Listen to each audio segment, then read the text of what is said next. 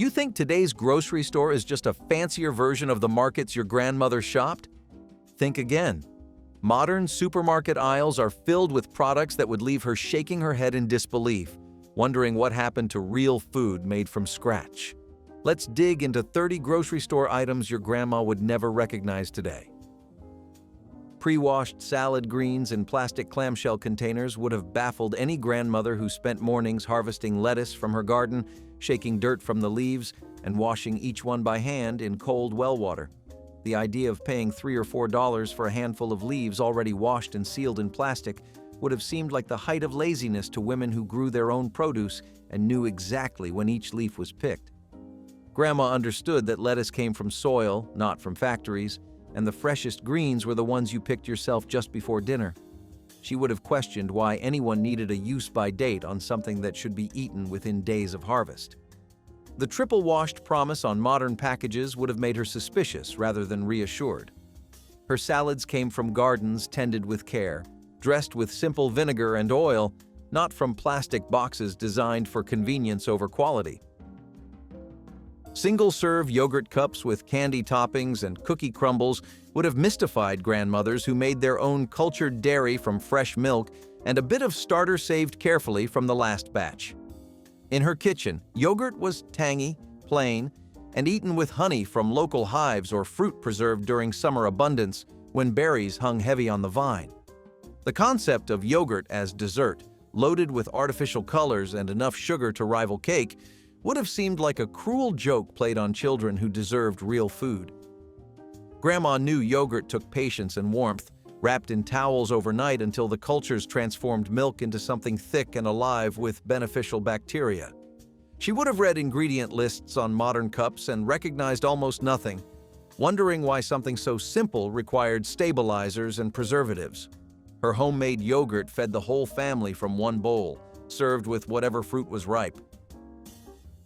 Instant oatmeal packets flavored with artificial maple and brown sugar would have confused grandmothers who started every winter morning stirring steel-cut oats over wood stoves, watching the pot bubble for nearly an hour before breakfast was ready.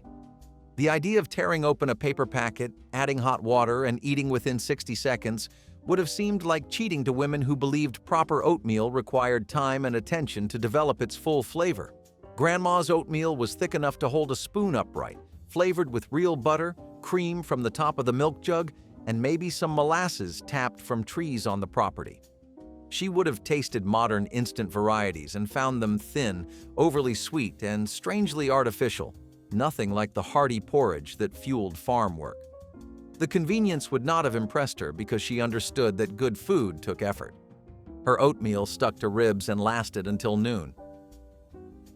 Rotisserie chickens spinning under heat lamps near the deli counter would have amazed grandmothers who spent entire Sunday mornings preparing birds for roasting, from killing and plucking to cleaning and seasoning with herbs from the garden. The notion of walking into a store and buying a fully cooked chicken, still warm and ready to eat, for less than the cost of a raw bird would have seemed impossible and maybe slightly suspicious to women who valued knowing their food sources. Grandma knew what went into preparing a chicken because she did every step herself, understanding that the process was labor, but also love transformed into Sunday dinner. She would have wondered about the quality of birds sold so cheaply, questioning how farmers could raise them and stores could cook them at such low prices. Her roasted chickens came from flocks she knew, seasoned with sage and thyme she grew, served to families who understood where their food originated. Pre-shredded cheese in resealable plastic bags would have struck grandmothers as both lazy and wasteful, paying extra for someone else to do what a simple box grater accomplished in minutes with minimal effort. In her kitchen, cheese came in wheels or blocks, carefully wrapped in cloth and stored in cool cellars where it aged and developed complex flavor over months. The powdery anti-caking agents coating modern shredded cheese would have horrified her, adding cellulose and starch to something that needed nothing but milk, cultures, and time. Grandma shredded cheese as she needed it, knowing that freshly grated melted better and tasted sharper than anything sitting in bags for weeks. She would have questioned the sell-by dates stretching months into the future, understanding that real cheese aged, but also eventually spoiled. The convenience seemed to solve a problem that did not exist for women who owned graters.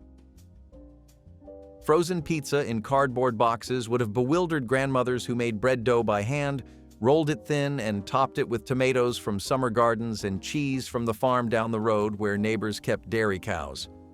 The concept of freezing something meant to be eaten fresh from the oven, then reheating it weeks later, contradicted everything she knew about good cooking. Grandma understood that dough needed time to rise and rest, that toppings should be applied just before baking, and that pizza was a treat made with intention. She would have examined frozen pizza ingredients and found the list impossibly long, filled with preservatives needed to survive months of storage. The rubbery texture and artificial taste would have confirmed her suspicions that convenience always came at a cost. Her pizza nights were events, with children helping stretch dough.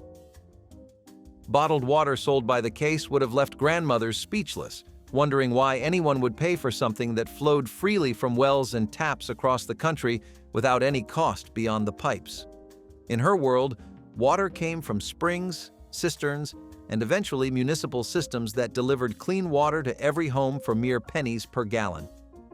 The idea of trucking water across states, packaging it in plastic bottles, and selling it for more than gasoline would have seemed like the most absurd waste of money imaginable. Grandma drank water from glasses filled at kitchen sinks, carried water jugs on picnics, and never once considered that hydration required a brand name or marketing campaign.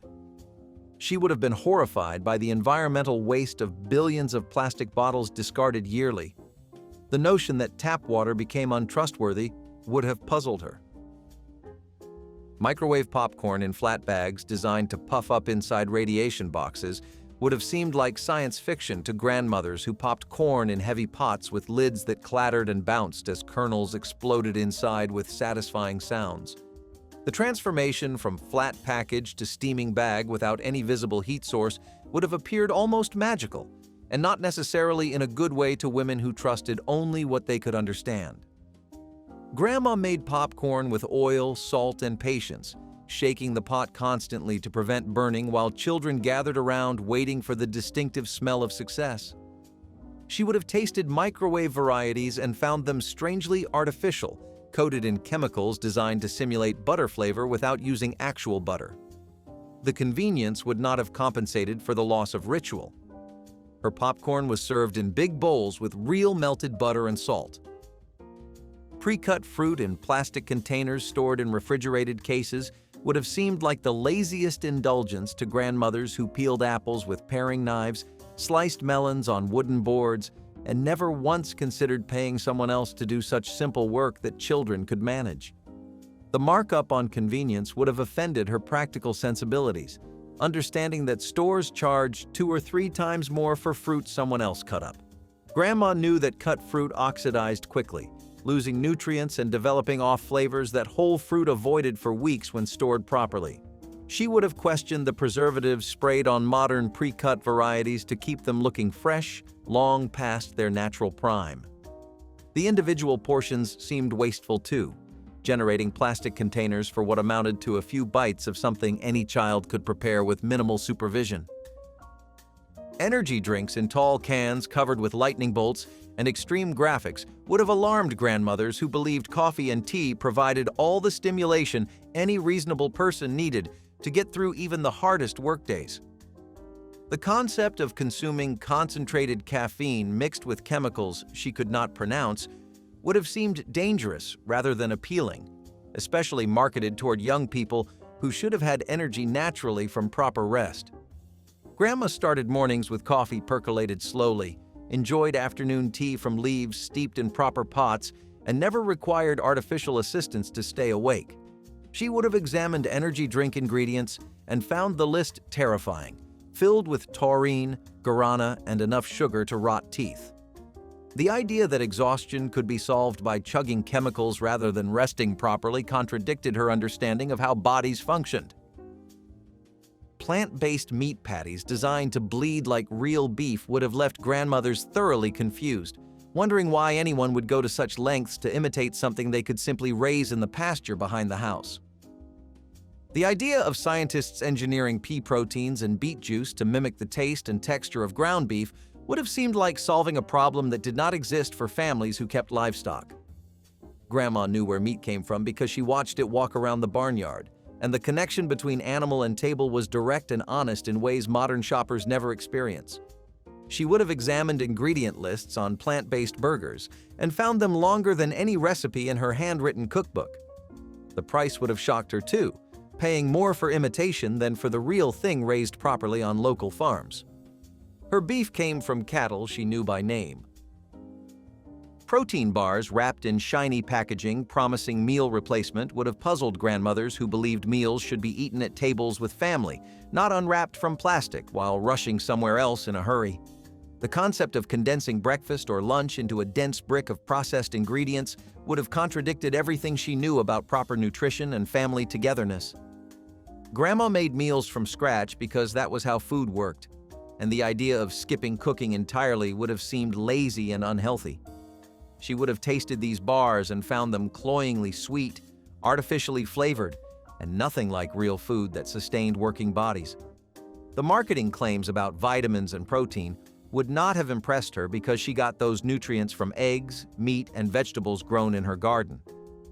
Her meals were events that brought families together. Flavored coffee creamers in plastic bottles with names like hazelnut mocha and French vanilla caramel would have bewildered grandmothers who whitened their coffee with cream skimmed fresh from milk pails each morning before the sun fully rose. The idea of adding chemicals and corn syrup to perfectly good coffee would have seemed like ruining something simple and honest that needed no improvement whatsoever. Grandma's cream came from cows she milked herself, separated by hand, and used within days of collection while still perfectly fresh and sweet. She would have read ingredient lists on modern creamers and wondered why something called cream contained no actual cream at all. The artificial flavors attempting to mimic vanilla and nuts would have tasted wrong to someone who knew what real vanilla beans and hazelnuts actually smelled like. Her coffee was strong, her cream was fresh. Pre-made smoothies in plastic bottles lining refrigerator cases would have struck grandmothers as the ultimate in unnecessary convenience, paying $5 for blended fruit she could make herself in minutes with a simple hand-crank blender or mortar. The idea that people lacked time to cut up bananas and berries would have seemed absurd to women who managed farms, raised children, and still put complete meals on tables 3 times daily without complaint. Grandma would have examined these bottles and questioned why smoothies needed to last for weeks when fresh ones tasted better and cost almost nothing to make at home. The added sugars and preservatives required to keep fruit palatable through shipping and storage would have offended her practical sensibilities deeply. Her fruit drinks were made fresh from whatever was ripe, consumed immediately, and never required expiration dates. Squeezable baby food pouches with cartoon characters and fruit puree inside would have mystified grandmothers who mashed vegetables with forks and spoon-fed infants at kitchen tables where the whole family gathered together. The concept of babies feeding themselves by sucking processed food from plastic tubes would have seemed both lazy and disconnected from the intimate ritual of nurturing that defined motherhood. Grandma made baby food by cooking carrots, peas, and sweet potatoes until soft, then mashing them smooth with nothing added but perhaps a touch of butter for richness. She would have questioned whether babies learned proper eating habits when their food came from squeeze packs rather than spoons held by loving hands. The shelf stability of these pouches, lasting months without refrigeration, would have made her suspicious of what preservatives kept fruit edible that long.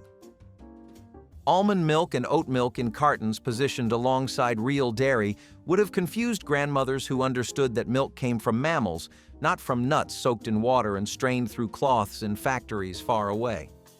The idea of calling these plant-based beverages milk at all would have seemed like deliberate misdirection to women who milked cows by hand and knew exactly what real milk looked like coming warm from the udder. Grandma would have examined these cartons and found ingredient lists including gums, stabilizers, and added vitamins that real milk never needed because nature provided everything already. The environmental arguments for plant milks would not have resonated with someone whose cows grazed on grass that grew naturally without irrigation or processing. She would have questioned why anyone would choose thin, slightly sweet nut water over rich, creamy milk from animals raised on her own property. Frozen breakfast sandwiches stacked in freezer cases promising hot meals in 90 seconds would have seemed like giving up entirely to grandmothers who rose before dawn to cook proper breakfasts for families heading to work and school with full bellies. The idea of microwaving a rubbery disc of egg product between soggy bread would have represented everything wrong with modern priorities and family values. Grandma scrambled eggs in cast-iron skillets handed down through generations, fried bacon until perfectly crisp, and toasted bread in ovens that took time to heat properly. She would have tasted frozen breakfast sandwiches and found them pale imitations of real food, with textures that betrayed their weeks spent in frozen storage. The convenience would not have justified the compromise because she believed mornings deserved real effort and hot food made fresh with love. Individually wrapped cheese slices in plastic packaging would have offended grandmothers who bought cheese in wheels and blocks from local cheesemakers, cutting exactly what they needed when they needed it without generating waste. The processed orange squares that passed for American cheese would have tasted nothing like the sharp cheddar aging in her cellar or the fresh farmer cheese she made herself from excess milk. Grandma would have unwrapped one of these slices and questioned whether it was actually cheese at all, given its plastic texture and indefinite shelf life that real cheese never possessed. The waste of all that individual packaging for something that could be sliced in seconds would have struck her as both lazy and environmentally foolish before anyone used that word. She understood that real cheese came from careful culture and aging, not from factories that produced identical squares. Pre-made cookie dough in refrigerated tubes promising fresh-baked results without any actual baking skills would have amused grandmothers who taught daughters to cream butter and sugar together as a fundamental life skill passed from mother to child. The idea that people needed help making cookie dough, one of the simplest recipes in any cookbook, would have suggested a crisis in basic kitchen competence that troubled her deeply. Grandma made cookies from memory, measuring by eye and feel rather than following instructions printed on packaging by strangers. She would have tasted these commercial doughs and found them overly sweet, artificially flavored, and nothing like cookies made from scratch with real butter and vanilla extract. The convenience might have tempted busy mothers, but she would have reminded them that making cookies with children created memories no product could replicate. Flavored sparkling waters with names suggesting fruit but containing no actual juice would have puzzled grandmothers who drank water plain from wells and springs that needed no improvement from corporations seeking profit. The concept of adding bubbles and essence of lime to perfectly good water would have seemed like solving a problem that existed only in marketing departments and nowhere else. Grandma quenched her thirst with water that tasted like water, cold from the pump and refreshing without any help from carbonation or natural flavors. She would have tried these sparkling varieties and wondered why anyone preferred fizzy water that hinted at citrus over fresh lemonade made from actual lemons squeezed by hand. The cans and bottles accumulating in recycling bins would have troubled her too, all that packaging for something that flows freely from every tap. Meal kit boxes delivered to doorsteps with pre-measured ingredients and recipe cards would have baffled grandmothers who planned meals based on what grew in their gardens and what sat in their pantries without any outside assistance from corporations or delivery trucks. The idea of paying someone to measure out 2 tablespoons of soy sauce and ship it across the country in insulated packaging would have seemed like the most wasteful extravagance imaginable to women who knew every jar in their pantry by heart.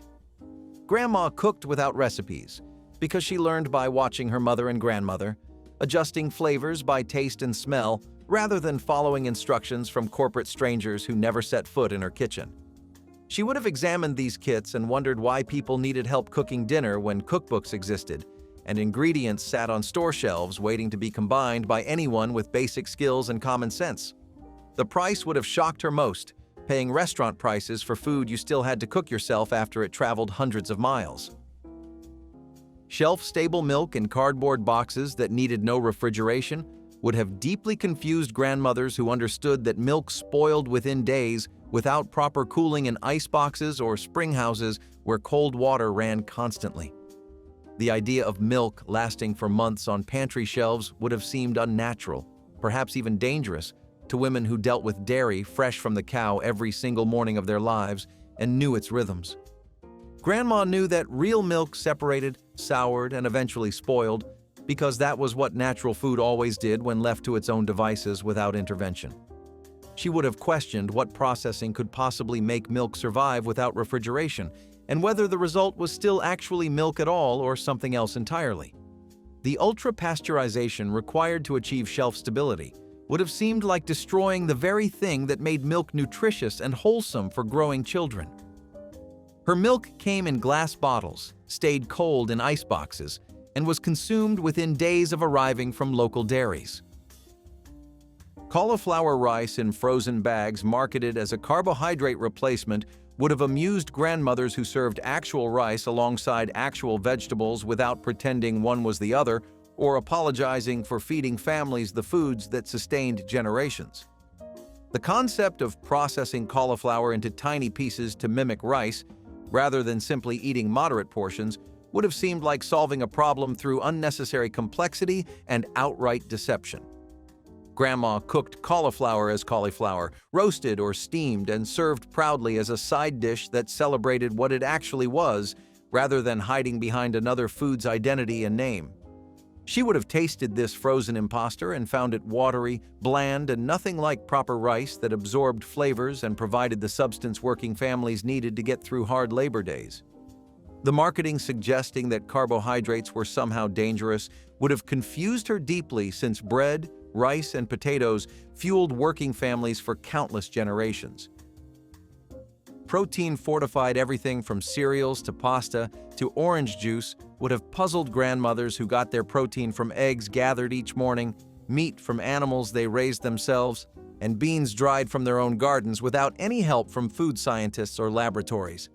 The idea that breakfast cereal needed added whey protein would have seemed like admitting the cereal itself was nutritionally worthless and should not be eaten at all by anyone who cared about their family.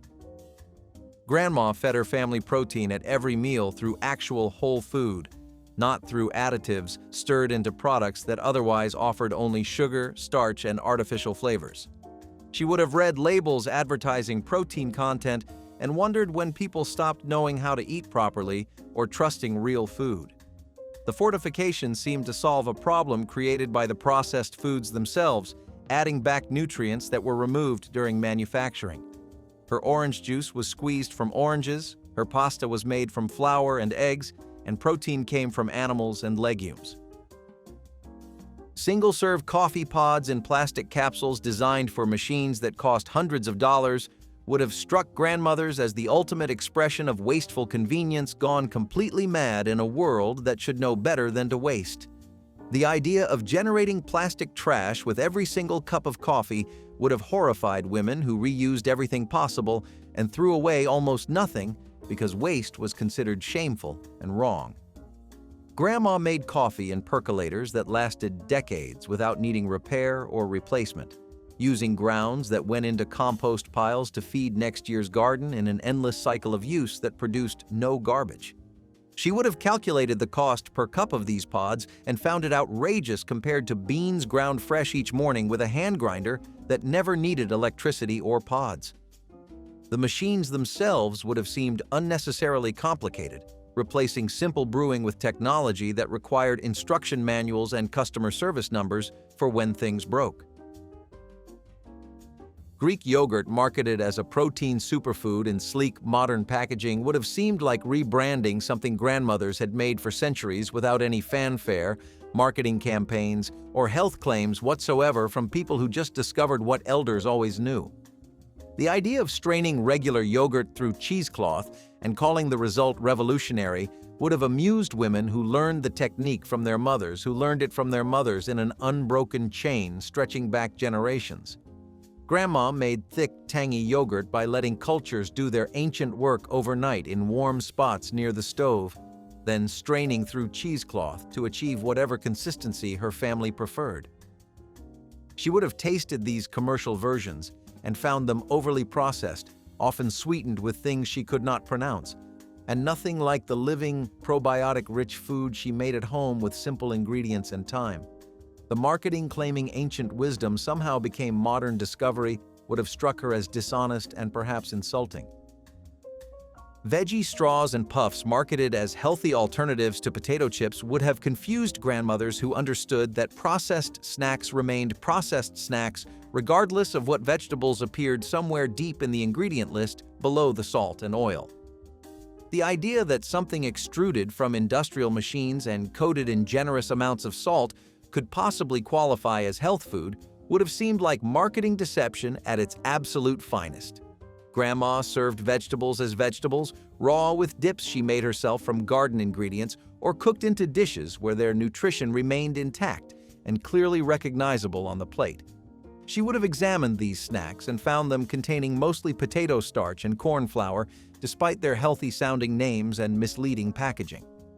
The green and orange colors suggesting spinach and carrots provided mostly psychological benefits, rather than any meaningful nutritional ones for growing bodies. Bone broth in shelf-stable cartons sold for premium prices would have made grandmothers laugh out loud, since they had been making the exact same thing from kitchen scraps for generations without ever calling it anything special or imagining they could charge money for what was essentially free. The idea of paying $8 for what amounted to stock made from bones they would have saved anyway seemed like marketing genius aimed at people completely disconnected from their own kitchens and food traditions. Grandma kept a pot simmering on the back of the wood stove, adding bones, vegetable scraps, and fresh herbs from the garden as they accumulated throughout the week in a continuous cycle of thrift. She would have tasted commercial bone broth and found it thin, under-seasoned, and nothing like what emerged from her kitchen after days of slow, patient cooking with love and attention. The wellness claims would have amused her, since she fed bone broth to sick children her entire life without needing validation from anyone. Avocado toast seasoning packets promising restaurant-quality results at home would have bewildered grandmothers who understood perfectly well that mashing an avocado with a fork and adding salt required no help whatsoever from packaged products, printed instructions, or corporate intervention in simple kitchen tasks. The idea that grown adults needed pre-mixed seasonings for something so fundamentally simple would have suggested a serious and worrying breakdown in basic kitchen competence, common sense, and perhaps civilization itself. Grandma would have opened these packets and found nothing but salt, pepper, and dried herbs that already sat in her spice cabinet waiting to be used for free whenever she wanted them without buying anything new. The packaging waste generated for a few teaspoons of seasoning would have offended her deeply practical sensibilities, honed by decades of making do with less and wasting nothing that could be used. She made everything from scratch because that was simply how cooking worked. Refrigerated pasta sauces in plastic jars positioned as fresh alternatives to shelf-stable jarred varieties would have seemed like unnecessary duplication to grandmothers who made sauce from tomatoes. They grew in summer gardens, canned in fall kitchens, or bought fresh from farmers they knew by name. The idea that refrigerated pasta sauce was somehow superior to shelf-stable versions, when both paled pathetically beside homemade, would have missed the point entirely and revealed how far modern cooks had fallen from basic skills. Grandma simmered tomatoes with garlic, basil, and olive oil for hours until they transformed into sauce that tasted of summer gardens, patient cooking, and the love of feeding a family well with food made by her own hands. She would have compared these commercial options side by side and found both wanting, neither capturing the depth of flavor that came from hours of slow reduction and careful attention. The premium prices charged for refrigeration seemed to sell the illusion of freshness without any of the actual substance. Before pasteurized eggs became the standard, raw eggs were a common ingredient in homemade recipes, especially in rich, creamy dishes like eggnog and mayonnaise. It was just how things were done. Grandma didn't think twice about cracking a fresh egg straight into the blender to whip up a batch of silky mayo or stirring raw yolks into a holiday eggnog that packed as much punch as the bourbon inside it. It was tradition, and nobody questioned it until they had to. By the late 20th century, food safety experts started raising alarms about the growing risk of salmonella contamination. Unlike today's commercially pasteurized eggs, the ones sitting in a 1970s fridge came straight from the farm, sometimes with a little extra nature still on the shell. A contaminated egg here and there wasn't enough to stop the show, until outbreaks became harder to ignore. By the 1990s, regulations tightened, and pasteurized eggs became the safer choice. Despite the risks, plenty of old-school cooks still swear by the taste and texture of raw egg mayo and eggnog. Some argue pasteurization dulls the flavor, while others simply miss the thrill of living on the edge. Crispy, golden, and impossible to resist, French fries have been a fast food staple for generations. Whether served in diners, drive-thrus, or school cafeterias, they were a go-to side for just about any meal. But in the 1980s, some imported French fries came with an extra ingredient that no one ordered: malachite green, a synthetic dye that would later be classified as a carcinogen. Originally developed as an industrial dye and antifungal agent, malachite green was sometimes used to treat potatoes before processing. The goal was to prevent bacterial and fungal growth during storage and shipping. The problem was that this chemical wasn't designed for human consumption, and studies found that long-term exposure in animals led to organ damage and an increased risk of cancer. Despite these concerns, regulation lagged behind global trade. While the FDA never approved malachite green for food use in the U.S., some imported fries, particularly frozen varieties, tested positive for traces of the chemical. In the mid-20th century, the agricultural industry was on a mission to maximize production, and antibiotics played a key role in that effort. One in particular, chloramphenicol, became a popular choice for keeping livestock healthy and increasing meat yields. Farmers saw it as an efficient way to prevent infections in crowded conditions, while food producers benefited from higher output. For a time, it seemed like a win-win until scientists uncovered the serious health risks lurking beneath the surface. Unlike some antibiotics that merely disrupt digestion, chloramphenicol posed a far more alarming danger: aplastic anemia, a rare but potentially fatal condition where the body stops producing enough blood cells. The problem wasn't just with direct exposure. Traces of the antibiotic could linger in meat and dairy products, making their way onto dinner tables across the country. Consumers had no way of knowing that their Sunday roast might come with a side of medical complications. As evidence mounted, regulators took action. By the 1980s, chloramphenicol was banned in food production in many countries, including the United States. Today, strict testing ensures that no remnants make it into the food supply. By the 1980s, diet culture was booming, and food companies were on a mission to make everything sugar-free. From sodas to snack cakes, artificial sweeteners promised all the sweetness without the calories. One of the most popular and controversial was sodium cyclamate, a chemical sweetener that had already been banned in the US but was still widely used in other countries. First introduced in the 1950s, cyclamate was 30 to 50 times sweeter than sugar and far cheaper to produce than alternatives like saccharin. It quickly became a favorite in diet sodas and low-calorie desserts. But in 1969, everything changed when studies linked it to bladder cancer in lab rats. The FDA wasted no time, banning it in the US despite ongoing debates over whether the findings applied to humans. Meanwhile, cyclamate continued to be used in over 50 countries, including Canada and parts of Europe, where regulators determined it was safe in controlled amounts. Even today, some experts argue that the original studies were flawed and that the ban was premature. Regardless, Americans had to look elsewhere for their artificial sweetness, leading to the rise of aspartame and sucralose. In the 1970s, canned soup was a kitchen staple.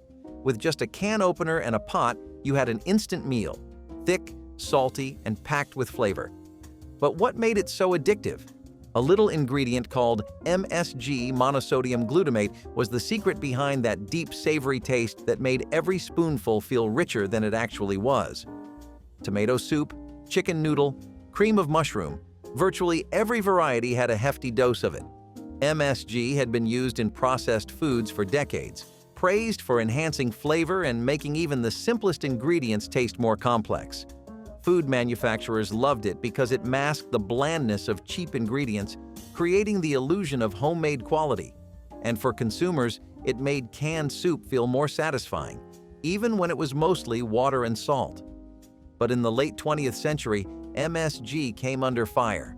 Reports of headaches, nausea, and a mysterious collection of symptoms dubbed Chinese restaurant syndrome led to widespread concern. While scientific studies later found no definitive link between MSG and health issues for most people, the damage was done. By the 1990s, food companies started reducing MSG levels and slapping "No MSG" labels on their products.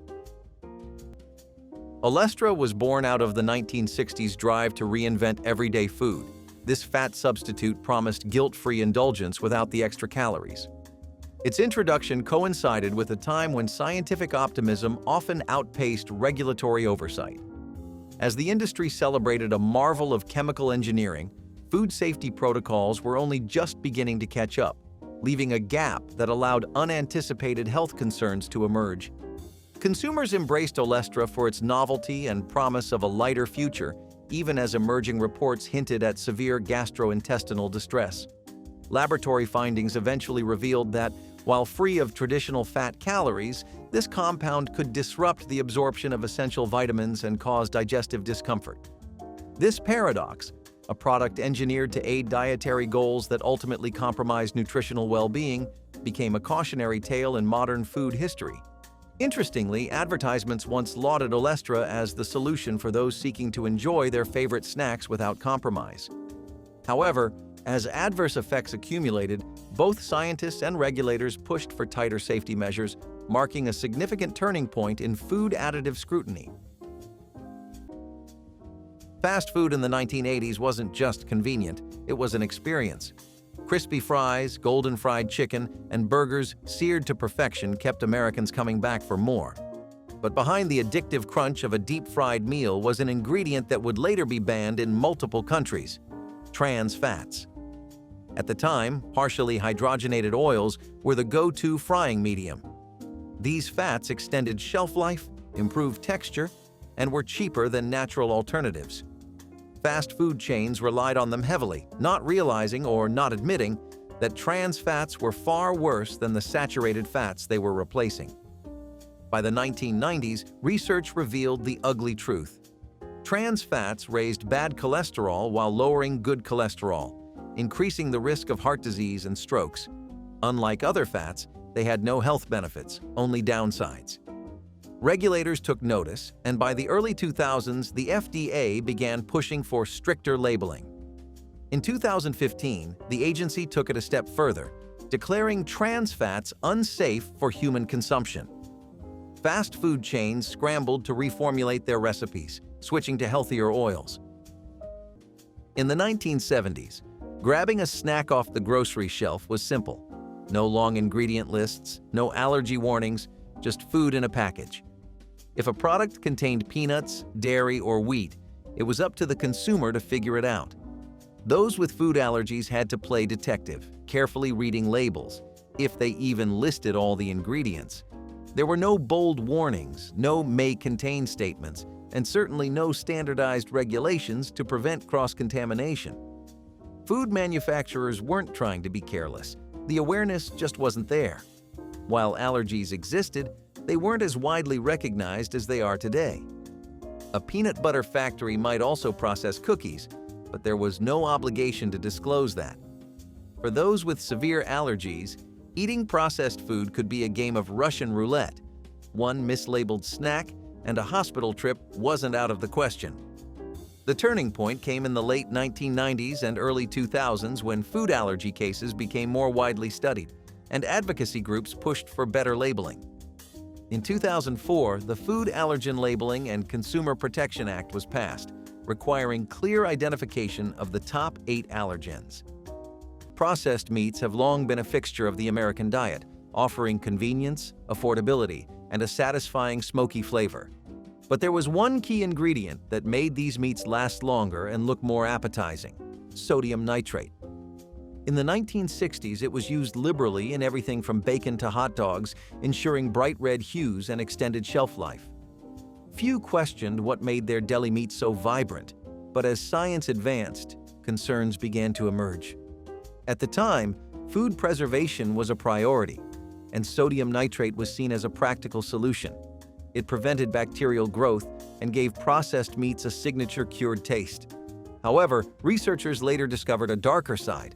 When exposed to high heat, sodium nitrate could form nitrosamines, compounds linked to cancer in animal studies.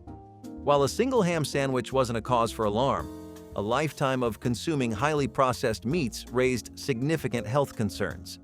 By the 1970s, regulatory agencies stepped in, limiting nitrate levels and requiring careful monitoring. While still legal today in controlled amounts, many consumers now seek nitrate-free options. The story of sodium nitrate serves as a reminder that food science is constantly evolving. Canned tuna was cheap, packed with protein, and could be turned into everything from tuna salad sandwiches to casseroles. Families relied on it for quick meals, and no one thought twice about how much they ate. Back then, there were no warning labels, no recommendations to limit consumption, just endless recipes encouraging people to make the most of their pantry supply. But there was a hidden problem. Industrial pollution had been steadily increasing mercury levels in ocean fish, and tuna, being a top predator, was absorbing more than its fair share. By 1970, reports surfaced linking mercury in tuna to potential neurological damage, particularly in pregnant women and young children.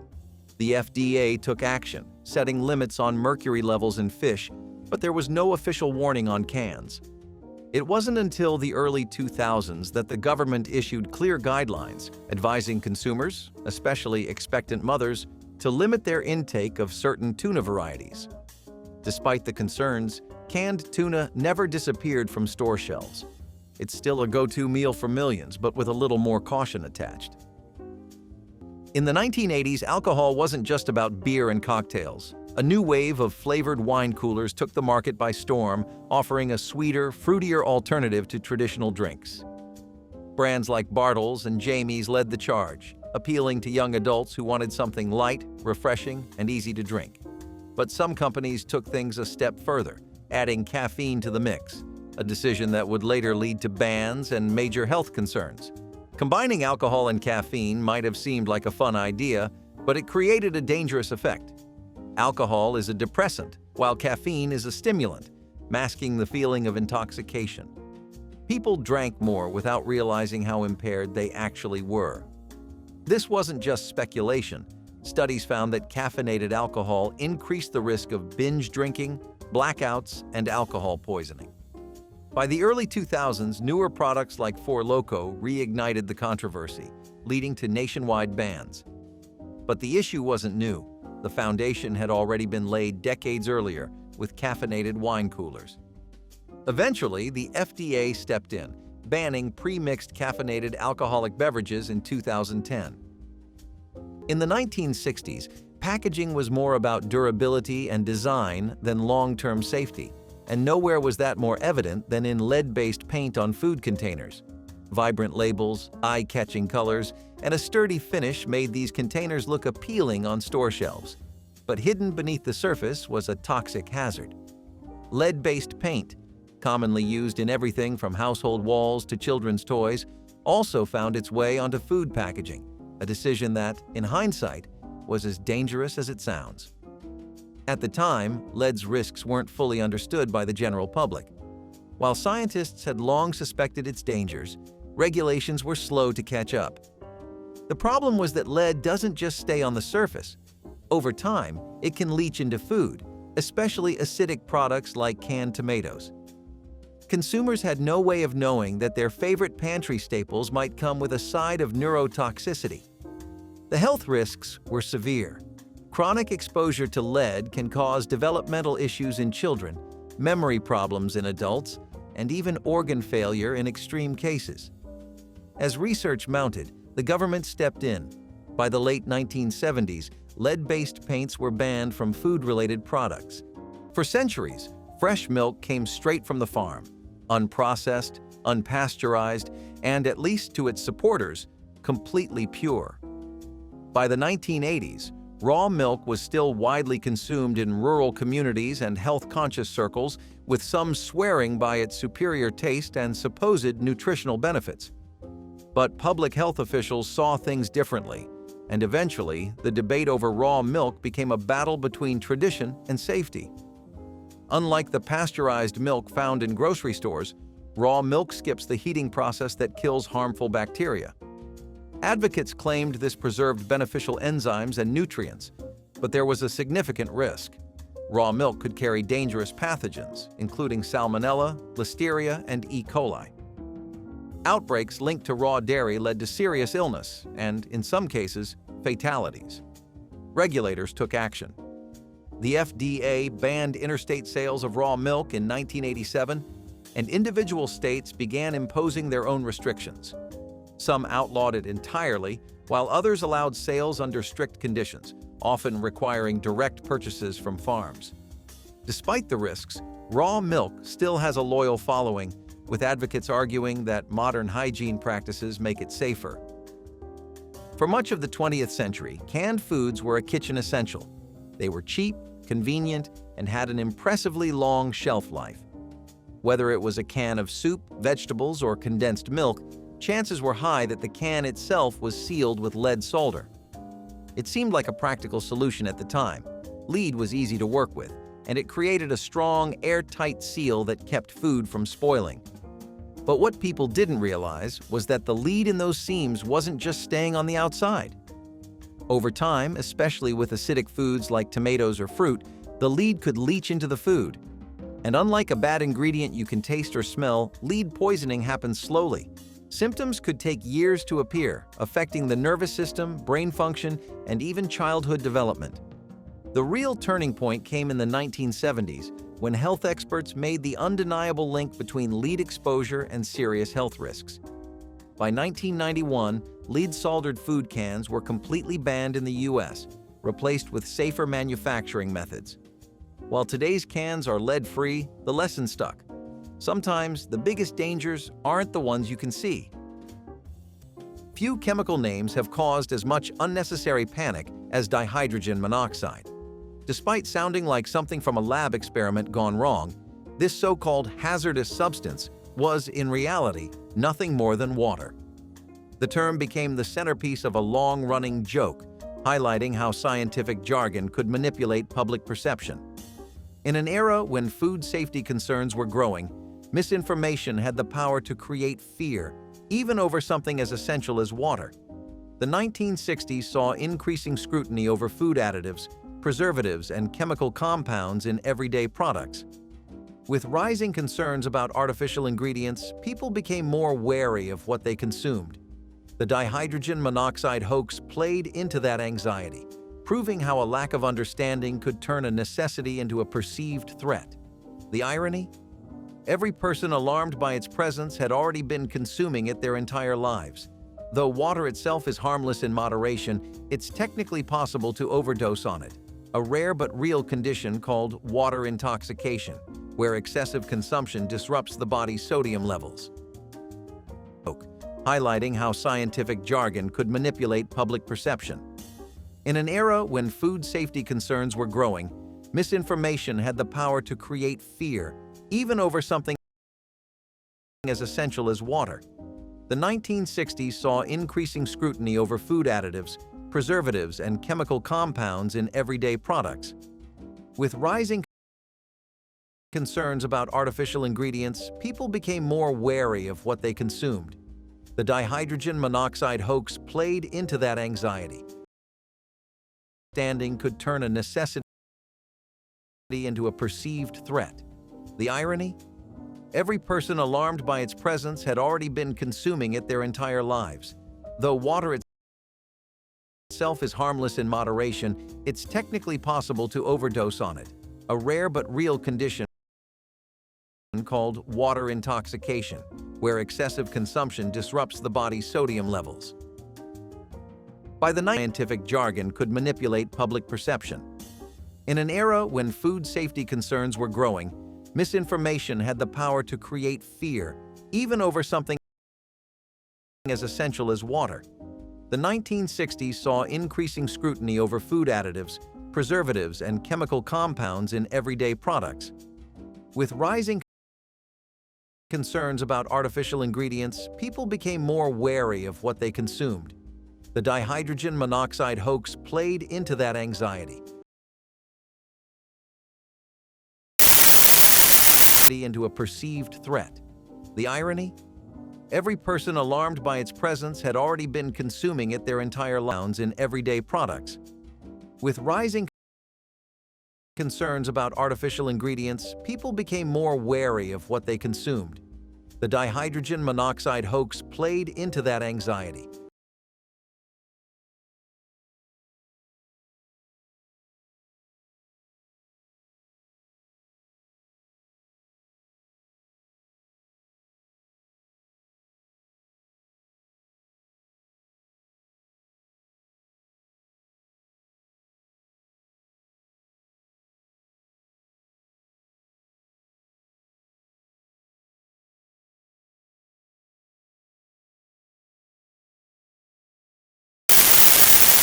Into a perceived. The irony? Every person alarmed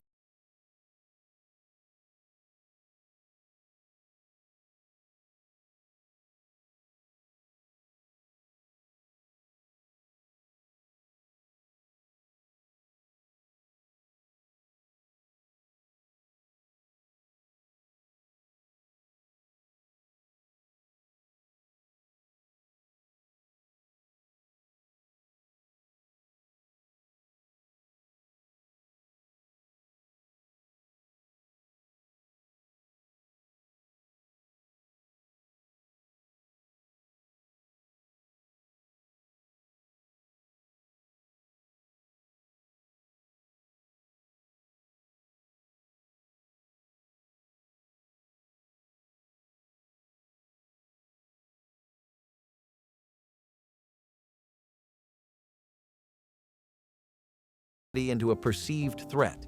The irony? Every person alarmed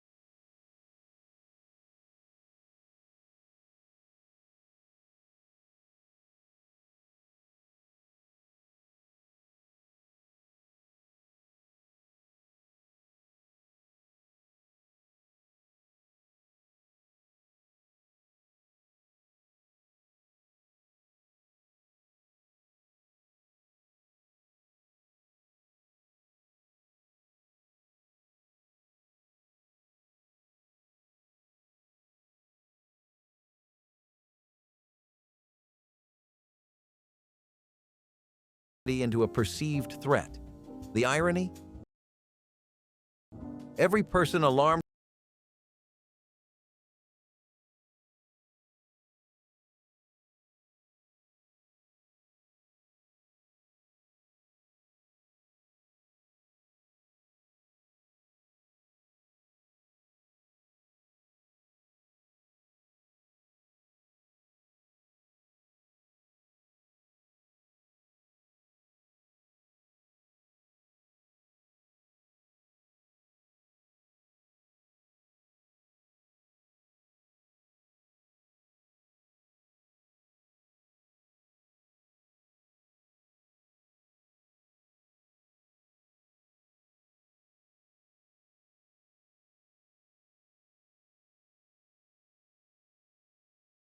into a perceived threat.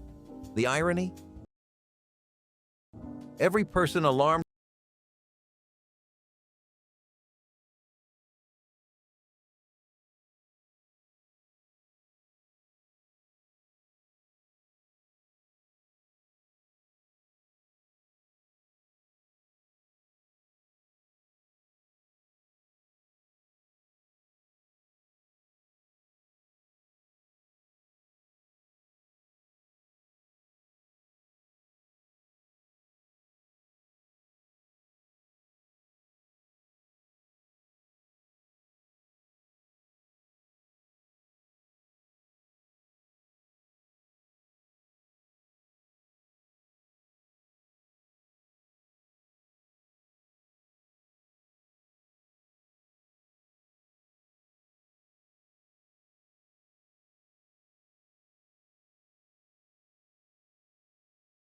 into a perceived threat. The irony? Every person alarmed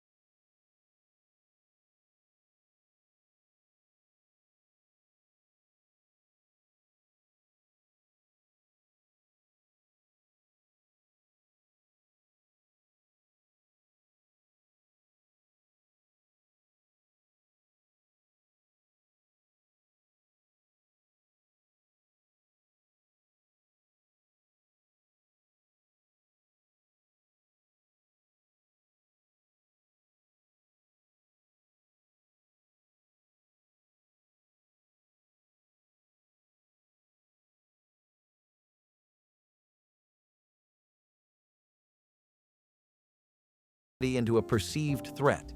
The irony? Every person alarmed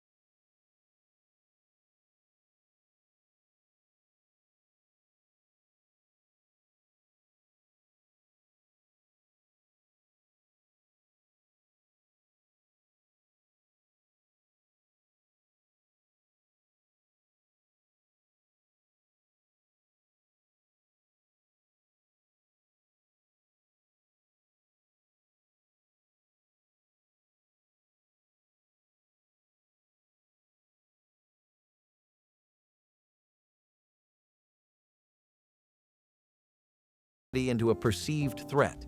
The irony? Every person alarmed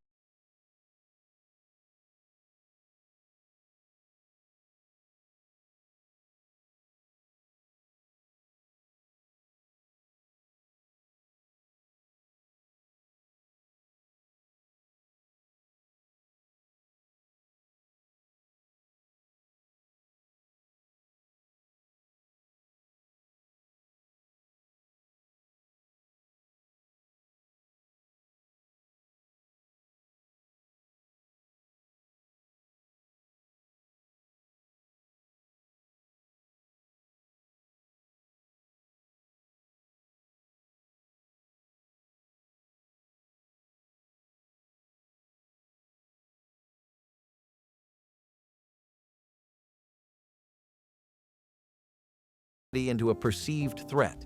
The irony? Every person alarmed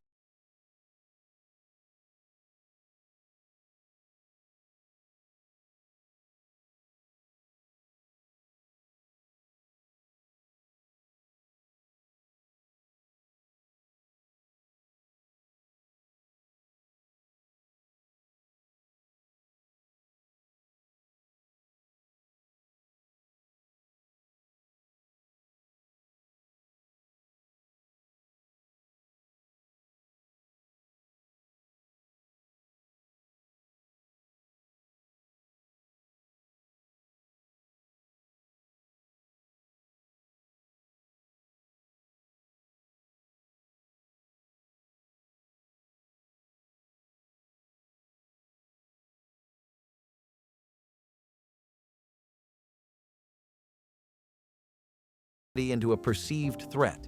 The irony? Every person alarmed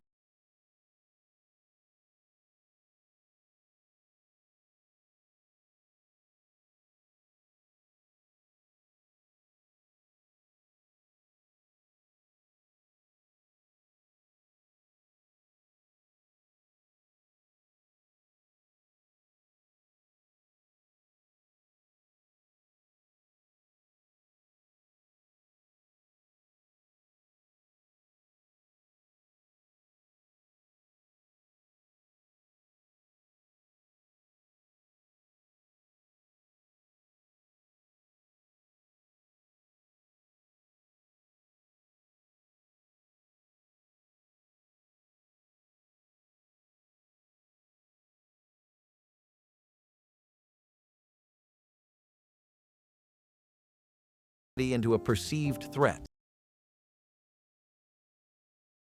Every person alarmed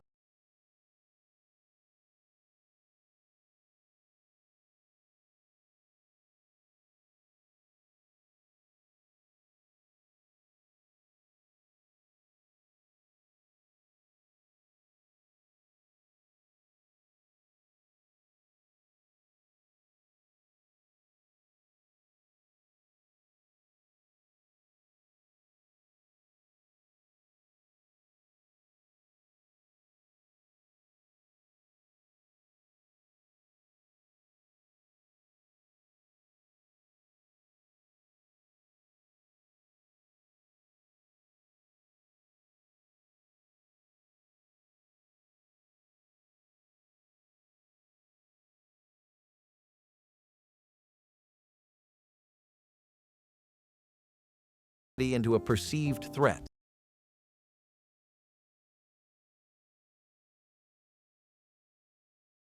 Which grocery store item would shock your grandma the most? Drop your answer in the comments and share a favorite memory of how she used to shop and cook back in the day. Hit like and subscribe for more forgotten food traditions.